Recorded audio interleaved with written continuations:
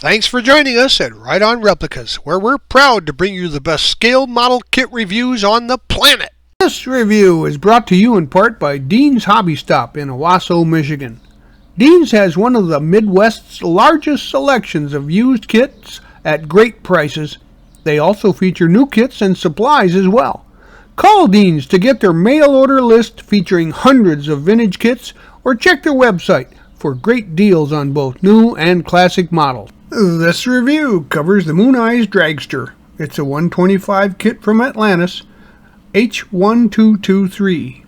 Issued in 2021, it's a 125 scale kit with an skill level 2, which is for the intermediate builder. Now, the original Mooneyes Dragster was born in a small shop in California back in 1961 by Dean Moon to test out his equipment and promote his company, Moon Equipment Company. It's fitted with a small block Chevy and a front-mounted blower. Now, this original model was released in '64 as a double kit, including the sanitary tee. Now, the kit's molded in white and chrome and has 183 parts, but only 74 of the parts are used to build the dragster. There's actually a lot of extra parts for your part stash when you're done. There's very little flash on the kit, and it's not a real difficult build, but there are some small parts and some modifications, and the instructions are a little vague at times, so you'll have to read them very carefully to get the model built correctly.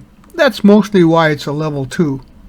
When you're done, the dimensions are about 6 inches long, 2.5 inches wide, and 1 3/4 inches high. Oh, hey, that's Newt knocking on the glass there. He's our program director, and he's got a question. I can see that this is an older dragster because of the front-mounted engine, but I've never seen a blower mounted like that. I hear you, Newt. In the early days of drag racing, there was a lot of development that was being done to refine and resemble what we see in today's designs, and this was an example of progress in the making. Here are the parts to build the kit. You can see there's 6 trees there, including 2 full chrome trees and some vinyl tires. Those are solid, and there's no brand on them. Remember, you got to scrape the plating off the chrome parts for it to stick when you use glue. Speaking of which, mostly tube glue will be used, occasionally some super glue for fragile parts. And always remember to heed the manufacturer's safety and use guidelines when using any of the parts or products that you see here in the review. And here are all the parts to build the engine, and they're all chromed, but so was most of the engine on the actual Mooneyes Dragster. It's a multi-piece engine, and it goes together pretty well, no problems.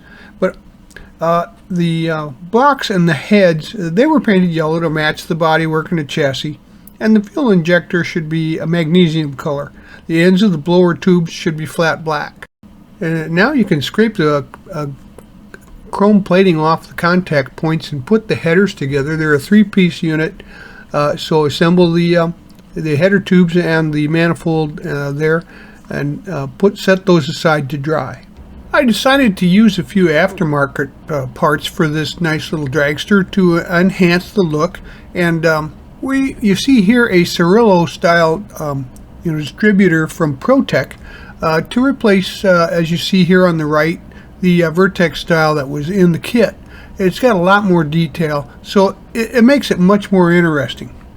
Now we're going to continue on with by attaching the base to the actual magneto with some super glue, and then the holes for the spark plug wires need to be opened up a bit and drilled out, and then we're going to get that ready for the plug wires, also from ProTech, and we're going to add that to the engine here by drilling out, making sure that the hole for the magneto is big enough to accept it.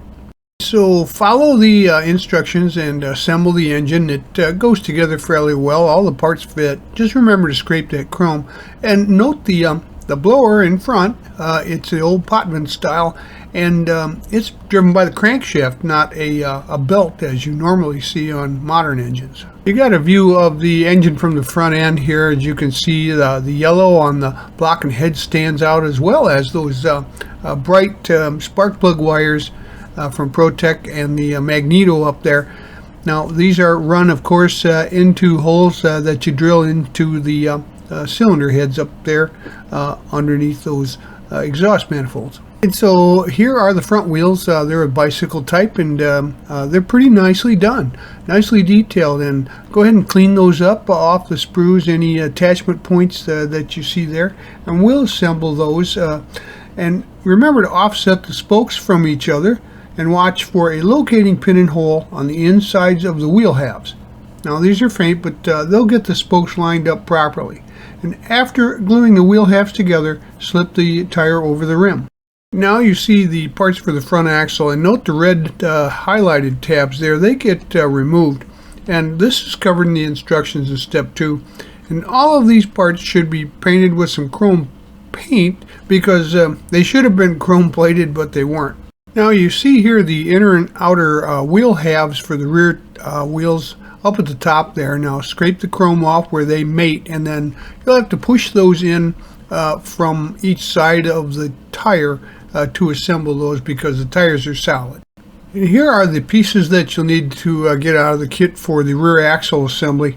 The center section there and the rear cover should be painted with some chrome paint, and the axle tubes are painted magnesium. And now get out the parts for the frame assembly. And the easiest way to do this is in stages, and shown here is the first stage, where you would glue the rear of the frame halves together and clamp them until they're dry.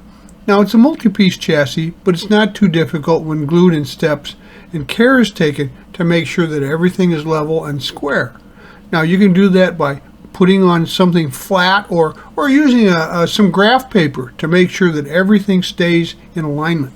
Now after gluing all the parts, including the side panels together, paint everything except for the seat yellow. And I used for the body and all of this yellow work a one-shot brand Primrose Yellow, which is number 130L, and then the seat is painted semi-gloss black. For the next step of assembly here, glue the front cross member in place, and I use a twist tie here with a little bit of pressure for the frame rails to keep it there set up until dry, but you can also just use some tape if that's, or rubber bands for that matter. Now I painted the fuel tank aluminum color, and it comes in 2 halves, so you'll have to glue those sections together, and there will be a seam there. The other option that you can do is to glue it together first and then finish it off with some putty and sand it smooth and then paint it. This is the motor mount. Locate that, and then the blue highlighted areas there get trimmed off, and it's located in the frame rails, and there are some details about this in instructions in step 5. And now we'll work on the 2 upper halves of the body, and these should be glued together and the seam filled with some putty, then sand it smooth and paint it yellow. Well, as you can see, things are really starting to come together here, and the front and rear axles along with the engine have been added into their mounting positions in the frame, and there's some trimming that needs to be done in step 5, and note the instructions regarding that. Now the drag link is shown being glued into place in step 2, but I found it better to wait until the rest of the steering parts were in place for good alignment. Now the drag link, the pitman, and the center of the steering wheel are painted with some chrome, and the steering box and shaft are gloss black. If now the rim in the steering wheel then is gloss black as well. The real Mooneyes Dragster had a drag chute, of course, in the back, and so we got one from ProTech, and we're going to use that. It's nicely detailed, and you can see we're going to glue that into place, and it's resin, so you'll need to use some super glue or some epoxy to attach this. As we mentioned, there'll be a lot of extra parts left over for your stash.